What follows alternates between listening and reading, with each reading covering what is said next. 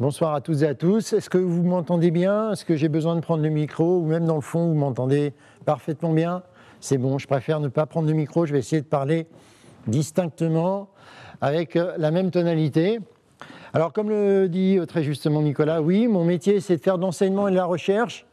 Et en activité de recherche, je travaille dans un laboratoire qui s'intéresse à l'enveloppe et à la structure des bâtiments, du côté énergie et du côté structure, et qui s'intéresse évidemment aux matériaux qui sont matériaux constitutifs de la structure. Cette conférence, en fait, l'idée est venue simplement pour échanger avec mes collègues d'autres composantes de l'université qui sont plus versés dans le côté physique fondamentale, et qui me disent souvent « Mais pourquoi, Olivier, tu enseignes le béton et le béton armé ?» Parce que finalement, pour faire du béton et du béton armé, il faut un peu de granulat, il faut un peu de sable, il faut un peu de ciment et ça marche. Et ce n'est pas tellement fondamental. Et je leur réponds, mais mesdames et messieurs, si je vous explique pendant quelques minutes ce qu'est le béton, vous allez comprendre que c'est très compliqué et que ça a d'énormes possibilités et qu'aujourd'hui, on va le faire évoluer pour le prendre mieux en compte et pouvoir ainsi, dans l'opinion publique, faire comprendre que ce matériau a encore beaucoup d'intérêt. Alors je vais faire un petit peu l'histoire de ce matériau-là rapidement, en montrant ses usages, en vous expliquant que c'est un matériau qui est très ancien, qui en réalité date de l'Antiquité, que c'est un matériau qui est complexe, voire même extrêmement complexe à plus d'un titre, et qui présente une vraie défaillance, ce qui est très curieux pour un matériau qui est très largement utilisé dans la construction. Tout le monde sait qu'il est défaillant et tout le monde sait qu'il faut quand même l'utiliser. Et puis je vais vous montrer à la fin ces énormes possibilités à travers d'exemples sur lesquels on travaille dans le laboratoire ou sur lesquels des gens, mes collègues, partout dans le monde travaillent. Alors le matériau a une histoire qui est liée aux besoins des humains de se protéger et de se loger. 1000 ans après Jésus-Christ, sur la totalité de l'Europe, on avait des constructions en pierre. Quand on regardait le territoire, les gens étaient logés dans des constructions en bois. Et en an zéro, les Romains inventaient le béton. Qu'est-ce que c'est que le béton des Romains? Je ne sais pas si vous avez lu la presse spécialisée il y a quelques mois, mais on en a parlé dans la presse spécialisée de ce béton des Romains. Et nos collègues chercheurs du MIT ont dit « Ah mon Dieu, ça y est, on a trouvé pourquoi le béton des Romains était si costaud, entre guillemets, parce qu'il était fait avec de la chaux vive. » Oui, c'est vrai, mais les gens qui travaillaient un peu dans ce domaine-là le savaient depuis déjà longtemps que les Romains utilisaient un mélange à base de chaux vive, mais aussi à base de pouzzolane, c'est des résidus de cendres volcaniques qui sont des poudres qui sont réactives, c'est-à-dire qu'en les mélangeant avec de l'eau, ces poudres-là deviennent réactives. Et puis, ces bétons romains-là existent depuis très très longtemps. Vous voyez le Panthéon à Rome, la coupole du Panthéon à Rome, c'est du béton. Et jusqu'à preuve du contraire, c'est pas encore cassé la figure. Maintenant, si je remonte un peu dans l'époque contemporaine, pour vous montrer l'intérêt du matériau, ça a été vraiment le matériau de la reconstruction de l'Europe après la Seconde Guerre mondiale. C'est clair, vous avez ici une photo du Havre, réalisation Auguste Perret. Le Havre qui est passé aujourd'hui au patrimoine mondial de l'UNESCO parce que ça a été une ville qui a été rasée à la Seconde Guerre mondiale, complètement reconstruite. Et bon nombre de ces bâtiments sont faits en béton. On a une histoire en France du béton armé, du béton précontraint. Et on peut dire en quelque sorte, et il ne faut pas avoir peur de le dire, qu'on est depuis déjà pas mal de temps avec nos ingénieurs français, mais aussi nos grandes entreprises, un peu sur le plan international, les leaders de ce matériau-là. Alors on pourrait citer plein de gens, mais je vous ai cité 3 personnes qui sont vraiment importantes pour l'évolution de ce matériau-là. D'abord, il y a Vicat, que vous connaissez tous à travers les ciments Vicat, qui est l'inventeur du ciment artificiel. Il y a Auguste Perret, qui a inventé le béton armé. Et puis il y a Eugène Freycinet, qui a inventé le béton précontraint. 3 étapes différentes. J'invente d'abord un liant. Je mets ce liant avec des granulats, puis avec des armatures métalliques pour avoir une structure béton armé qui peut résister dans plusieurs types de conditions. Et puis après, je vais au-delà de ça, en faisant et en créant le béton précontraint. 3 ingénieurs français qui sont importants pour ce matériau. Alors maintenant, si je regarde un peu son histoire et ses usages, un peu plus dans le détail, mais dans des données plus macroscopiques, il en est consommé beaucoup du matériau béton, ça c'est un fait. Contrairement à ce qu'on pourrait penser, 1 mètre cube de béton, c'est pas si énergivore que ça, parce que ce qui consomme beaucoup dans le mètre cube de béton, c'est le ciment. Pour fabriquer du ciment, il faut beaucoup d'énergie. Dans 1 mètre cube de béton, on va en mettre 250-300 kg de ciment, et 1 mètre cube de béton, c'est 2300 kg. Donc finalement, c'est peu.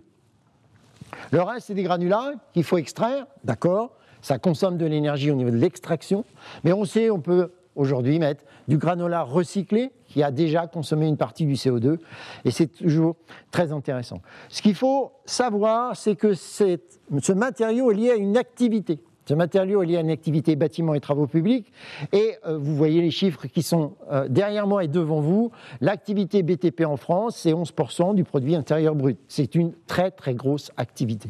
Si je regarde maintenant un certain nombre de ses caractéristiques à ce matériau comparé aux autres matériaux traditionnels de la construction, en vert, petite pastille verte, c'est le bois, petite pastille bleue, c'est l'acier.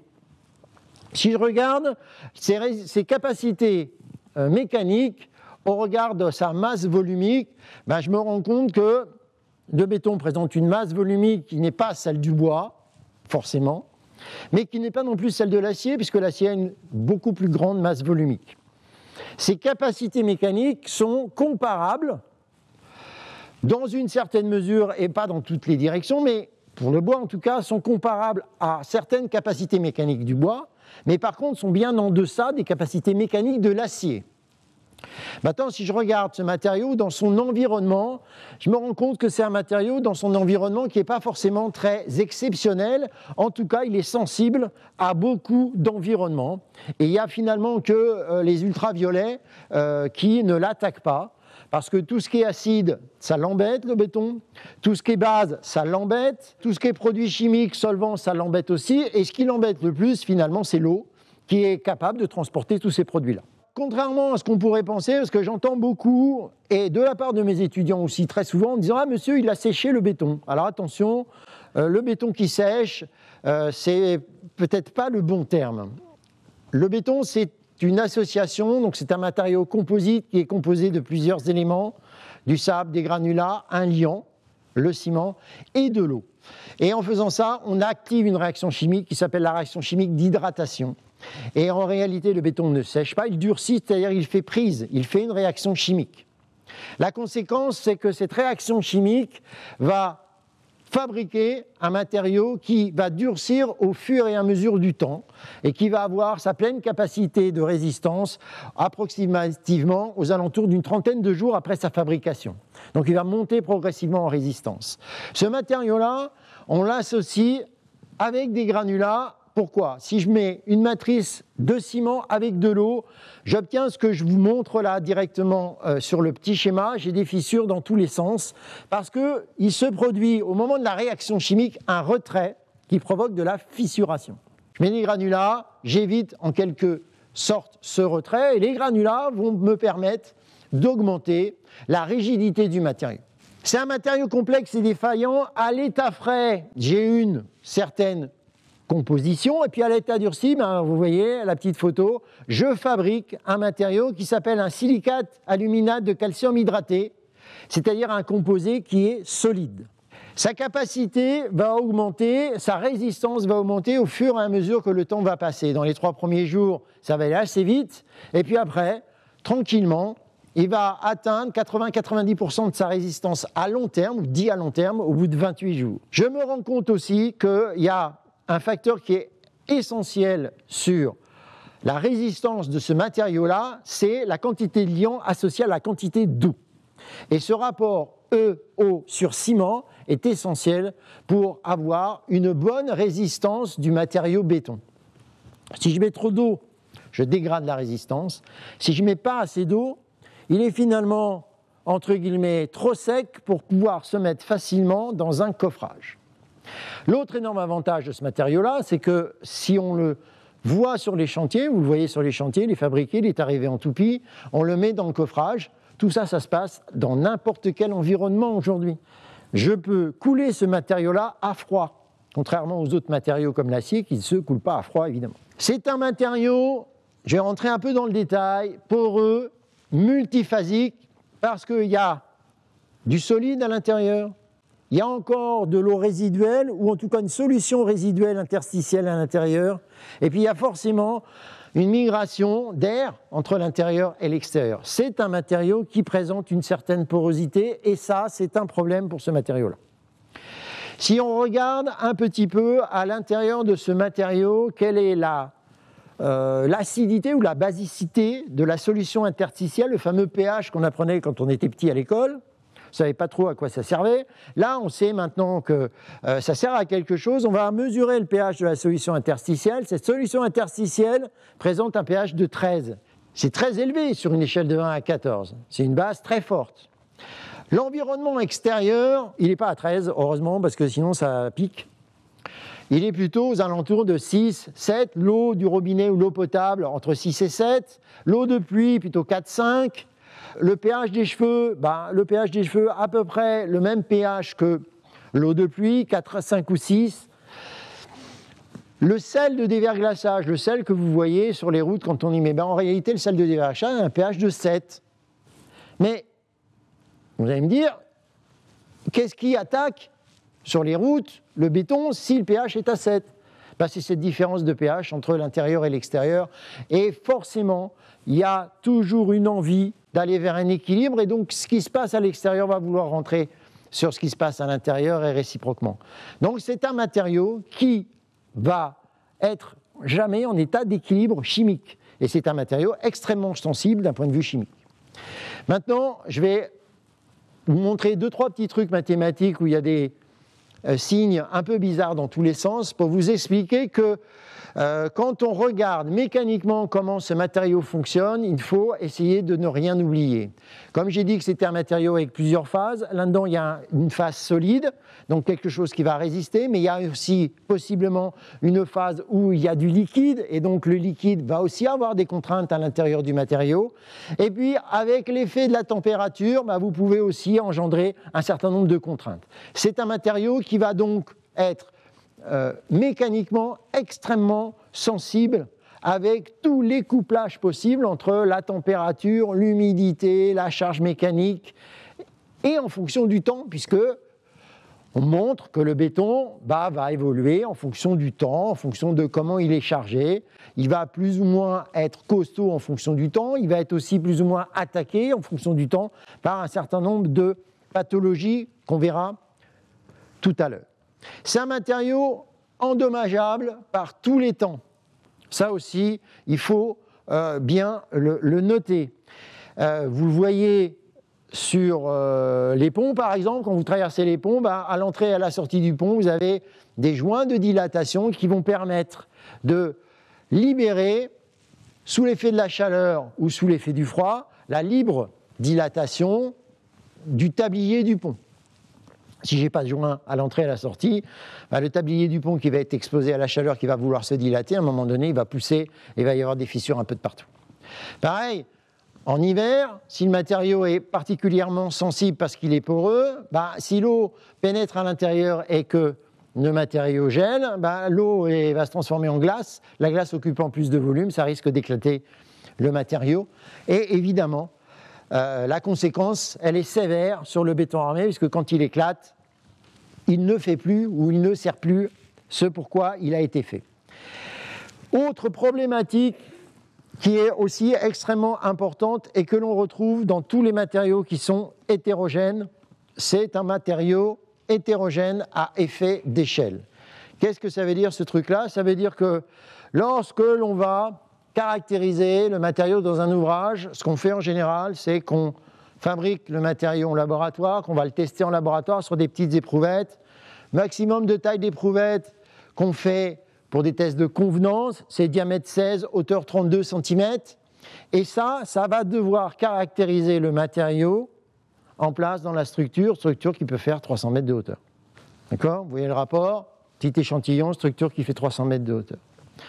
Les effets d'échelle, c'est connu depuis Léonard de Vinci qui a montré que tous les matériaux hétérogènes présentaient des effets d'échelle. Alors c'est quoi l'effet d'échelle? C'est l'idée de dire que plus un matériau est grand, plus la probabilité qu'il y ait un défaut à l'intérieur est grande, et plus la probabilité qu'il va se rompre par la présence d'un défaut est grande aussi.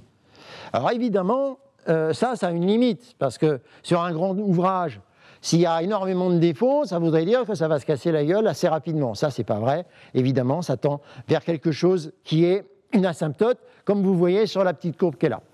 Ce qui veut dire que pour prendre en compte la véritable capacité du matériau dans la structure, il va falloir faire des petites études qui vont être certainement plus ou moins prédictives. Mais en tout cas, il va falloir se baser sur quelque chose d'objectif pour voir que le matériau dans la structure présente une certaine capacité. Donc ça n'a rien de simple en réalité. Un autre point aussi qui fait dire que ce matériau, finalement, il a presque tous les défauts, c'est que ce matériau-là, il est relativement malade, et il a été malade pendant un certain nombre d'années parce que on a sans doute manqué de jugement ou de bonnes pratiques pour le mettre en œuvre dans les conditions les meilleures. Les réactions alcali-granulat, pour ceux qui connaissent, la réaction alcali-granulat qui a provoqué des gonflements et puis des éclatements de matériaux béton dans des ouvrages assez importants comme le barrage du Chambon par exemple, eh ben, ces maladies-là, elles sont liées à la mauvaise utilisation de tel ou tel granulat dans la construction.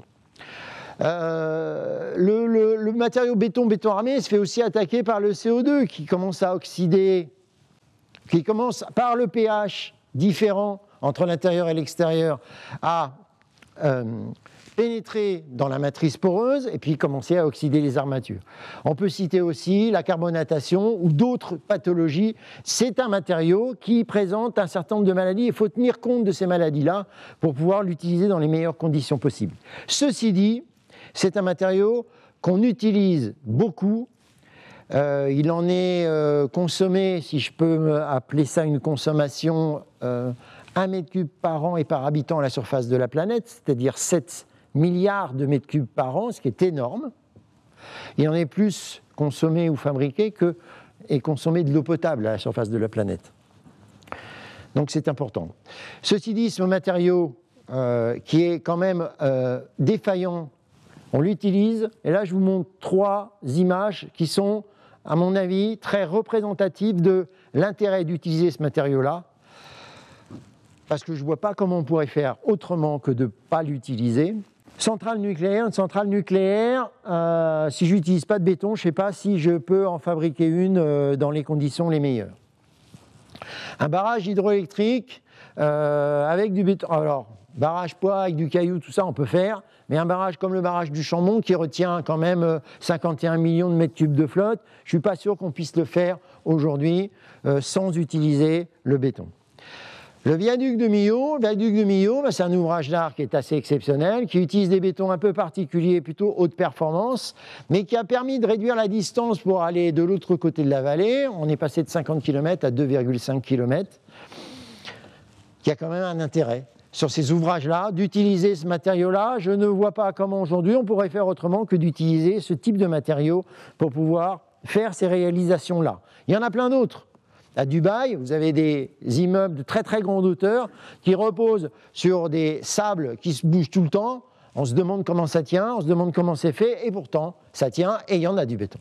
Multiples possibilités, je vais vous montrer maintenant ces très très larges possibilités en partant de choses qui sont traditionnelles aujourd'hui, dans la vie de tous les jours, pour ceux qui ont l'habitude de pas se promener sur les chantiers, mais de voir ce qui se passe sur les chantiers, ben vous avez ça aujourd'hui.